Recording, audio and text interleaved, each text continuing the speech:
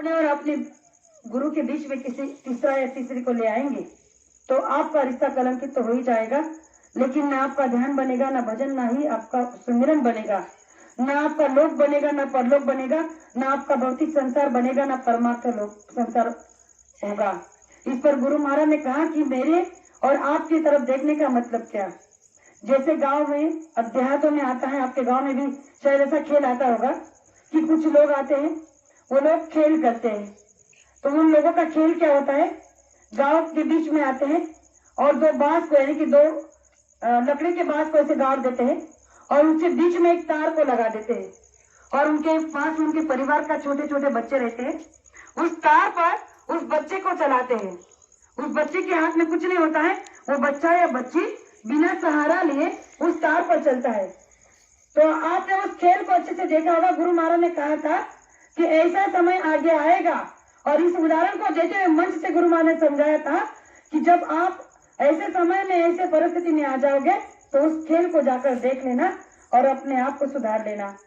तो गुरु महाराज ने कहा कि जब वो खेल खेला जाता है और बांस के बीचों में एक तार को बांधा जाता है बड़ी ऊंचाई पर, और उस ऊंचाई पर एक बच्चे को तार वाला वो खेल वाला जब चलाता है तो उस बच्चे का पूरा ध्यान कहाँ होता है, सामने वाले बांस पर होता है, सामने वाले तार उस तार पर होता है। वो अपने एक एक कदम केवल उस बांस की तरफ देखते हुए रखता है, उसका पूरा ध्यान उसी पर होता है। एकाग्र चित्त होकर वो उस कृति को करते जाता है, उस खेल को खेलते जाता है, ना कि इधर देखता है ना कि उधर, क्योंकि वो अच्छे से जानता है कि अगर एक पल के लिए भी उसने अपने पलक को छपका दिया तो नीचे गिर सकता है, उसकी पैर हड्डी टूट सकती है, उसकी मौत भी हो सकती है। इसीलिए वो पूरे खेल को खेलते हुए केवल तार की तरफ देखता है, बांस की तरफ देखता है और अपना निशाना साध लेता है और खेल को जीत लेता है। आज हमारी आपकी यही तार पर चलने वाली कसरत है। अगर आप तार पर चल रहे हो तो केवल आपको सामने गुरु को देखना है और अपने आप को। अगर आपने इधर उधर देख लिया तो ये निश्चित है कि आपका हाथ पैर टूटेगा या फिर आपकी मौत भी हो सकती है, जिसकी जिम्मेदार स्वयं हम आप होंगे, ना कि गुरु महाराज। इसीलिए मैं आपसे बार बार इतना ही कहना चाहूंगी कि गुरु महाराज ने हमें जीते जी परमात्मा का रास्ता प्राप्त करने का रास्ता दे दिया है, तो हमें और क्या चाहिए। गुरु महाराज ने कहा कि अगर गुरु है नहीं है इससे कोई लेना देना नहीं, आपको केवल अपने आप से और अपनी जीवात्मा से लेना देना रखना है। तुम्हें रास्ता मिला है, अपने घर में बैठो, सुबह 1 घंटा, शाम को 1 घंटा नित्य रूप से मेहनत और ईमानदारी के साथ ध्यान भजन करो, माँ बाप की सेवा करो, पत्नी बच्चों की सेवा करो, दुकान दफ्तर खेती का काम करो। दिन के 24 घंटे में से 22 घंटे संसार में लगा दो, केवल 2 घंटे अपने आप के लिए और अपने गुरु के लिए दो, जिससे आपका सच्चा परमार्थ बन जाएगा। ना आपको किसी के पास जाना है, ना किसी के पास से राय लेनी है, और ना ही किसी के पीछे दौड़ना है। बताइए कितनी सीधी और सच्ची भक्ति है। किसी के भी अभाव में ना आने का ये सच्चा और सीधा रास्ता जो गुरु महाराज ने हमें दिया है कि हमसे अगर कोई अच्छा कार्य नहीं बन रहा है तो बुरा कार्य भी ना करें। अगर हम अपने कर्मों को नहीं धो सकते तो कम से कम किसी की निंदा आलोचना कर उसके कर्म ना उठाए। इसीलिए गुरु महाराज ने कहा कि अपने घर में बैठ कर करने की साधना आपको मिली है, तो आप अपने घर में बैठ कर ये साधना कराकर गुरु कहाँ आए, क्यों चले गए, कैसे चले गए, कब आएंगे, कैसे आएंगे, इसका जीता जागता प्रमाण हम आप खुद हैं।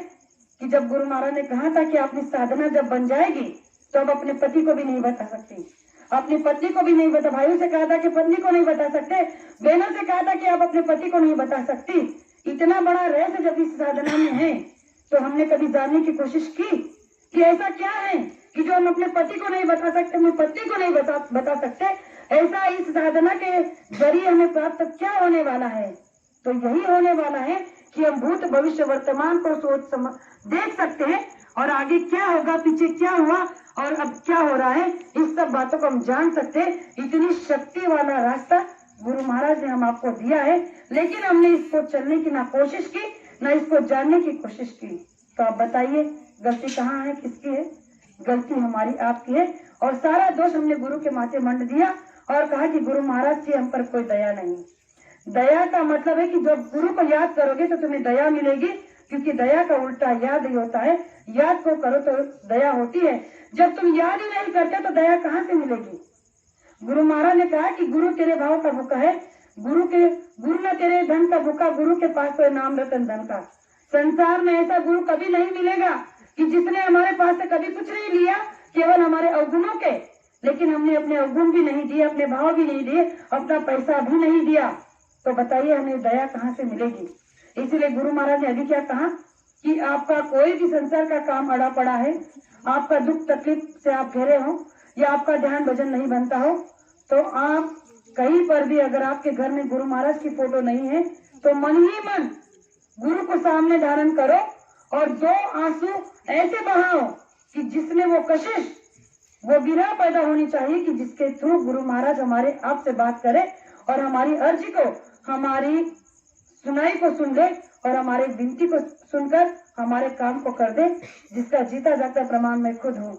अगर आज मैं इतना मतलब तड़प पर आपको ये बात समझाने की कोशिश कर रही हूँ, तो मैंने ये सब बातें अनुभव की हैं 2012 के बाद से। मैंने गुरु महाराज को एक एक पल के लिए अनुभव किया है। मैंने जब जब मेरे परिवार में मुझ पर जो जो दुख तकलीफ संकट आया, मैंने केवल और केवल गुरु महाराज के आगे रखा और उन्होंने मेरे सभी कामों को करके दिखाया। आप बताइए कि मैं किसकी सुनूंगी, मैं किसकी मानूंगी?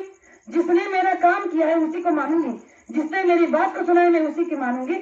इसलिए मैं आपसे भी वही कहना चाहूंगी कि गुरु से बढ़कर इस संसार में कोई ऐसी शक्ति नहीं जो आपके सारे कामों को कर सके। इसीलिए आपको गुरु के पर पूरा विश्वास तन मन से करना होगा। जब आप पूरी तरह से समर्पित हो जाओगे तो आपका अड़ा हुआ काम न बन जाए तो बाबा जी को बाबा जी मत कहना। जय